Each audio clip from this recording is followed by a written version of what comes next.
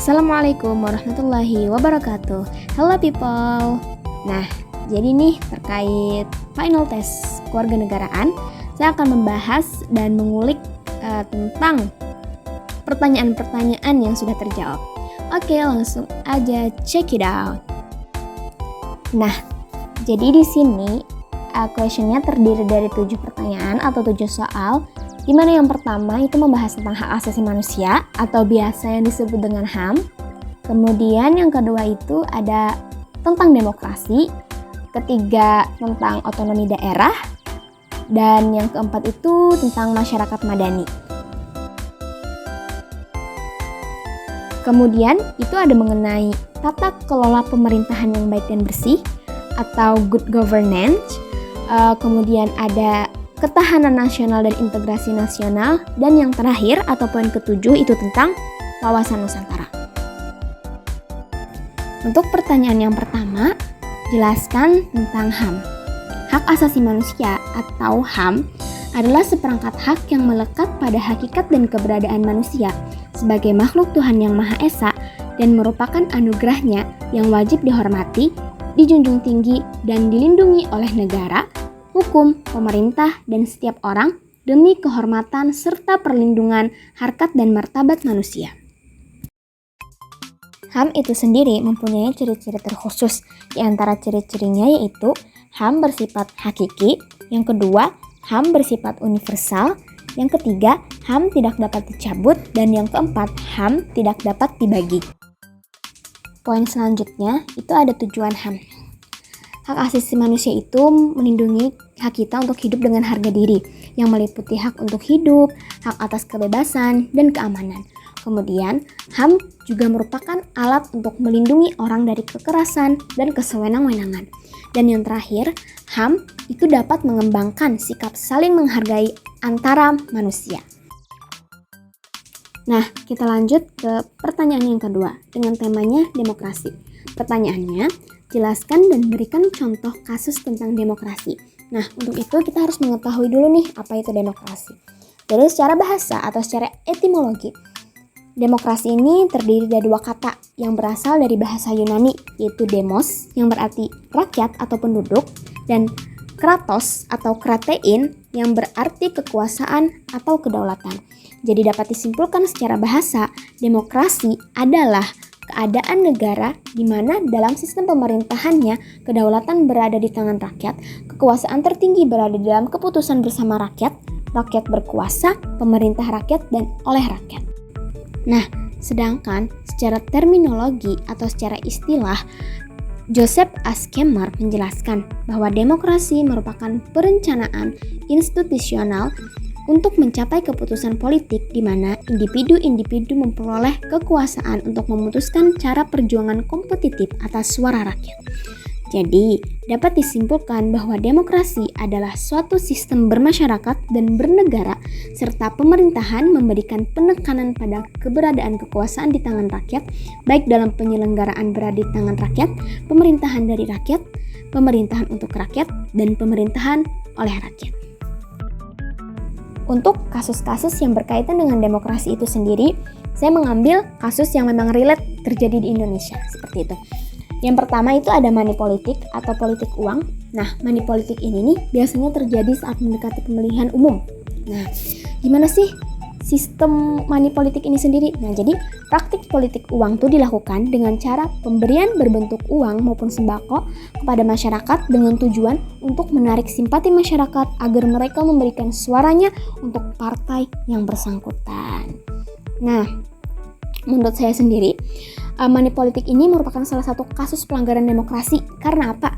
Jelas saja nih, rakyat yang sudah diberi suara untuk memilih siapa saja yang berhak menjadi pemimpin sesuai hati nuraninya, itu tuh malah diberikan tunjangan atau suap agar memilih yang bersangkutan, memilih yang lain, sehingga tidak bebas lagi nih sebagai rakyat untuk memilih pilihannya sendiri, begitu. Nah, politik uang tergolong ke dalam kasus pelanggaran. Hal ini tertuang jelas dalam pasal 73 ayat 3 Undang-Undang Nomor 3 Tahun 1999. Kemudian yang kedua terkait pelanggaran demokrasi itu terjadi saat tragedi Trisakti. Tragedi Trisakti ini merupakan tragedi yang terjadi pada tanggal 12 Mei 1998. Kejadian ini merupakan bukti nyata pelanggaran demokrasi yang terjadi di Indonesia. Masa Orde Baru adalah saat demokrasi menjadi sesuatu yang mahal harganya, bahkan untuk menebusnya harus dibayar dengan nyawa, sebagaimana yang terjadi pada tragedi Trisakti ini. Nah, untuk topik pembahasan yang ketiga, itu mengenai otonomi daerah. Pertanyaannya, bagaimana pendapat Anda mengenai otonomi daerah? Otonomi daerah menurut Undang-Undang Republik Indonesia Nomor 5 Tahun 1974 adalah hak, wewenang, dan kewajiban daerah untuk mengatur dan mengurus rumah tangganya sendiri sesuai dengan peraturan perundang-undangan yang berlaku. Nah, Syafruddin juga mengemukakan pendapatnya mengenai otonomi daerah, yaitu menurutnya otonomi bukan berarti kesendirian, bukan pula sendiri-sendiri karena tetap Bhinneka Tunggal Ika, melainkan untuk memecahkan masalah-masalah daerahnya sendiri, tidak selalu dan terlalu menggantungkan diri kepada pemerintah pusat. Menurut pendapat saya sendiri, otonomi daerah ini bisa memberikan dampak positif bagi daerah itu sendiri, di mana mereka dengan bebas mengatur apa-apa saja keperluan yang dibutuhkan bagi daerah, sehingga tidak adanya ketergantungan dengan pusat, apalagi untuk urusan politik daerah seperti adanya demokrasi dan desentralisasi. Topik keempat itu berkaitan dengan masyarakat madani. Pertanyaannya yaitu analisislah tentang masyarakat madani. Jadi istilah masyarakat madani itu diterjemahkan dari bahasa Arab mujtama madani. Kata madani berarti sipil atau civilized, artinya beradab. Madani berarti juga peradaban, sebagaimana kata Arab lainnya seperti hadori, takopi, atau tamadun. Konsep madani bagi orang Arab memang mengacu pada hal-hal yang ideal dalam kehidupan.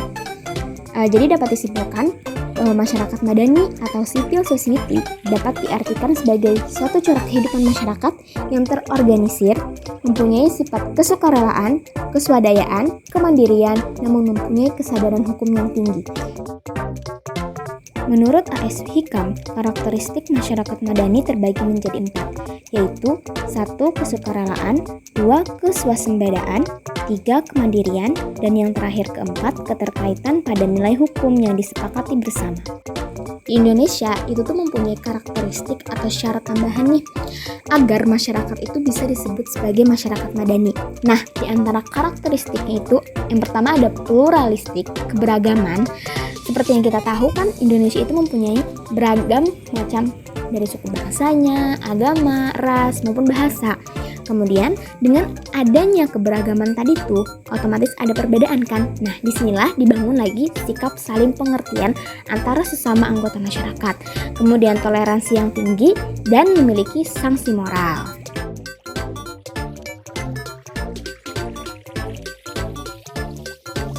Tokoh yang terakhir yaitu Guntur mengatakan bahwa untuk menciptakan tata kelola pemerintahan yang baik terhubung dengan 3 pilar yang menjadi kunci dari pembentukan sebuah negara modern, yakni rule of law, demokrasi, and good governance. Berbicara tentang rule of law, sambungnya maka dapat dimaknai dengan adanya asas legalitas.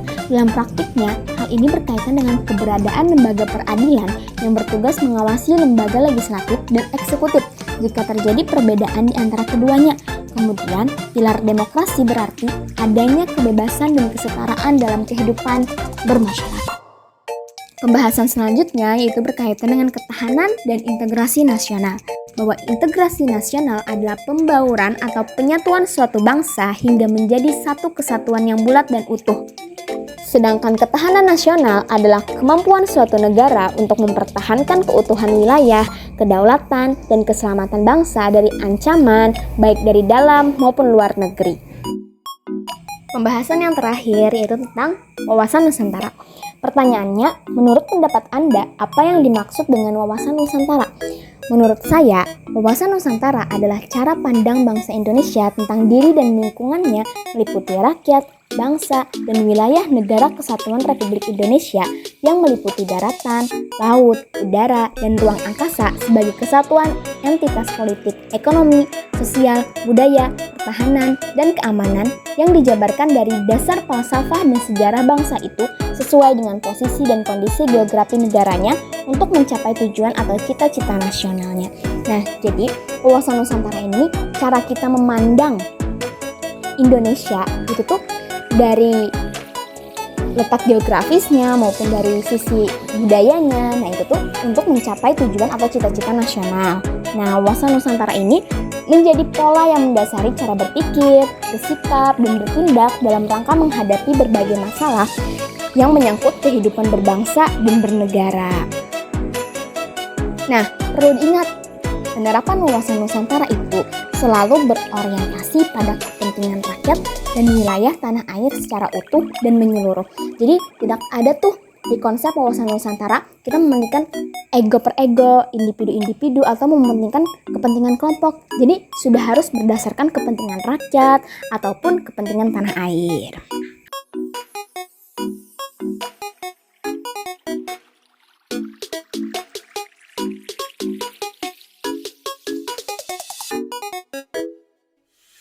다음에 또